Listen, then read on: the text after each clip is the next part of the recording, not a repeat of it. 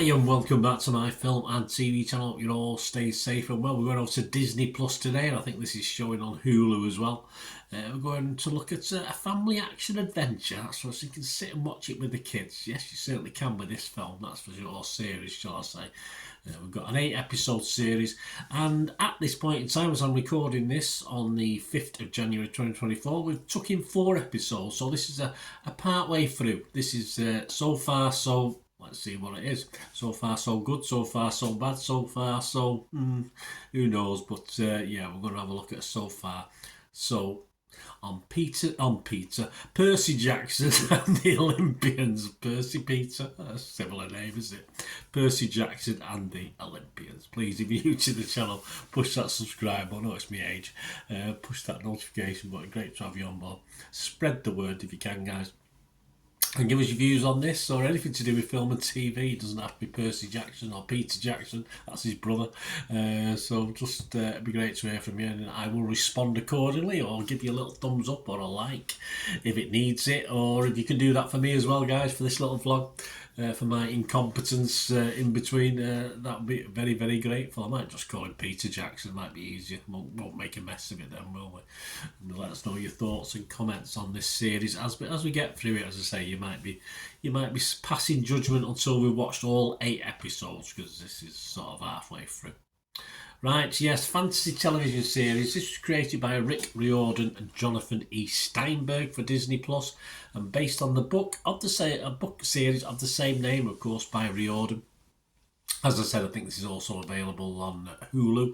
Walker Scobell stars as Percy Jackson alongside Leah Sava Jeffries and Ariane Simadri, and a few familiar faces as well. But generally, those 3 actors, I've seen some criticism. You know me and young actors, I'm not very kind to them. I'm not usually kind to a lot of actors, but I thought they were excellent in this. I thought they were excellent young actors. It was a pleasure to watch them. Percy Jackson and the Olympians premiered on December the 19th, 2023 on Disney Plus, with the first season consisting of 8 episodes by about 38 to 40 minutes. I think the first one was a little bit longer, but they're all coming out about 38 to 40 after that. And the first 2 aired on the 19th of December. Number 3 and number 4 aired on the 26th of December and the 2nd of January, respectively. And the last episode of the 8 will air on the 30th of January 2024. What's it about? Well, it's about Percy Jackson, of course it is. The demigod, accused by the Greek god Zeus of stealing his thunderbolt. So very, very similar to the film that was out a few years back. And he races to find it and restore order to Olympus. So Percy Jackson must go on a dangerous quest in this, outrunning monsters, outwitting gods. He must journey across America to return Zeus' Masterbolt and stop an all-out war. With the help of his questmates, they're the 3 main guys in this, Annabeth and Grover, Percy's journey will lead him closer to the answers he seeks, how to fit into a world where he feels out of place, and find out who he's destined to be. Well, we know that, don't we? We probably know that. Scores: Rotten Tomatoes, 96% positivity. Very good. Metacritic, 73% positivity from 24 people. 17 were positive, 6 were mixed though, and 1 was negative.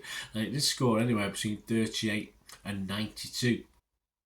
Just have a quick look at those negatives, comments that were made by various critics. It said, largely missing from this new adaptation, though, are Percy's whip-smart, sassy narrative voice, the coherent world-building of the novels, and the most importantly, Riordan's Quicksilver pacing.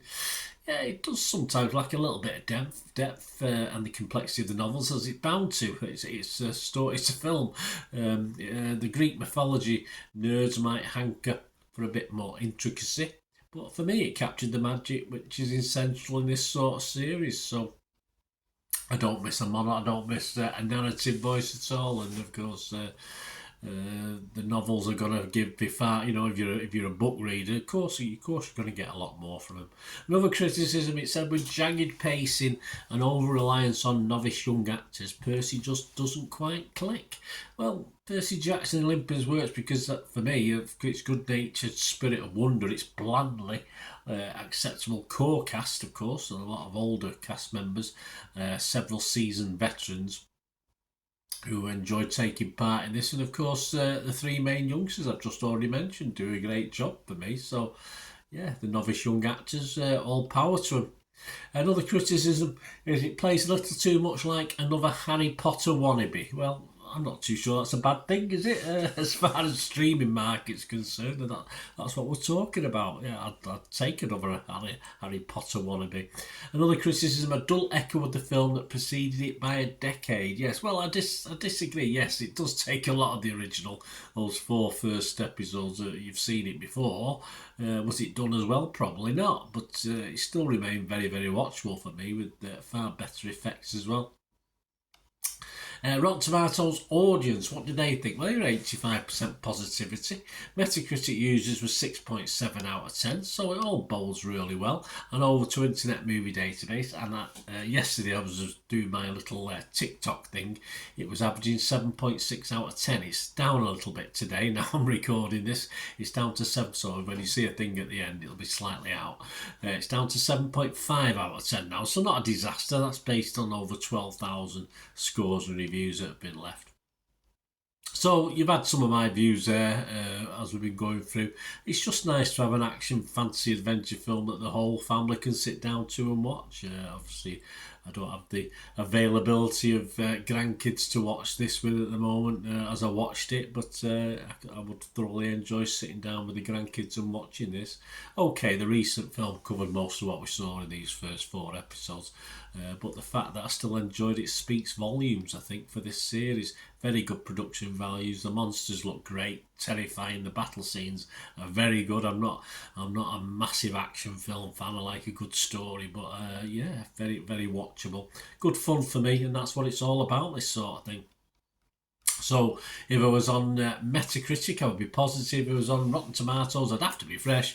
And yeah, I'm going to give it a healthy score. Say some people disagree, but I'm going to give it a 7 out of 10. Thoroughly entertaining watch for me, and I'm looking forward to the last 4. So so far, so very good for me. That's for sure. Anyway, thanks for watching, guys. Let me know what you think. It'd be great to hear from you. So we'll meet again. That's one thing. Please stay safe, everyone. Bye for now.